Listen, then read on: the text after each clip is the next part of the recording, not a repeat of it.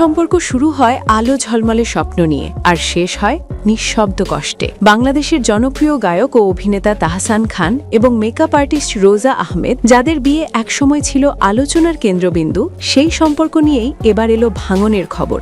মাত্র কদিন আগেই তাহসান ও রোজার বিয়ের 1 বছর পূর্ণ হয়েছে, কিন্তু এই 1 বছরের মাথাতেই তাদের দাম্পত্য জীবন নিয়ে ছড়িয়ে পড়ে নানা গুঞ্জন। এই গুঞ্জন নিয়ে সম্প্রতি একটি সংবাদ মাধ্যমের সঙ্গে খোলামেলা কথা বলেন তাহসান খান। তিনি স্পষ্ট ভাষায় জানান, আমি অনেকদিন ধরেই ভালো নেই, শারীরিক ও মানসিকভাবে। তবে কেন ভালো নেই সেই প্রশ্নের উত্তর আপাতত প্রকাশ্যে দিতে চান না তিনি। সম্প্রতি তাদের বিবাহবার্ষিকী উদযাপন এবং একে অপরের জন্মদিন একসঙ্গে পালনের যে খবর ছড়িয়েছে, সেগুলোকে পুরোপুরি ভুয়া বলে দাবি করেন তাহসান। তার ভাষায়, আমি কোনো অ্যানিভার্সারি সেলিব্রেশন করিনি, যেসব খবর বেরিয়েছে সেগুলো সত্য নয়। সবচেয়ে গুরুত্বপূর্ণ অংশ, তাহসান নিজের মুখে স্বীকার করেন বিচ্ছেদের কথা। তিনি বলেন, সত্য বলতে আমাদের বিচ্ছেদের ঘটনা সত্য, এটা নিয়ে আমি বিস্তারিত কথা বলবো। তবে কবে, কেন এবং কিভাবে এই সিদ্ধান্ত, এই প্রশ্নের উত্তর আপাতত দিতে নারাজ তিনি। তার কথায়, সব চূড়ান্ত হলেই আমি জানাবো। তাহসান আরও জানান, গত বছরের সেপ্টেম্বর মাসের আগেই তারা আলাদা থাকার সিদ্ধান্ত নিয়েছিলেন। অস্ট্রেলিয়া ট্যুরে যাওয়ার আগ থেকেই শুরু হয় সেই দূরত্ব।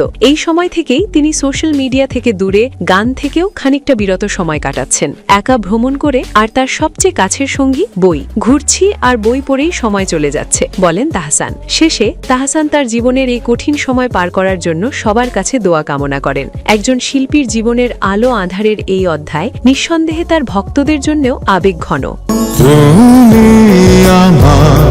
তুমি আমার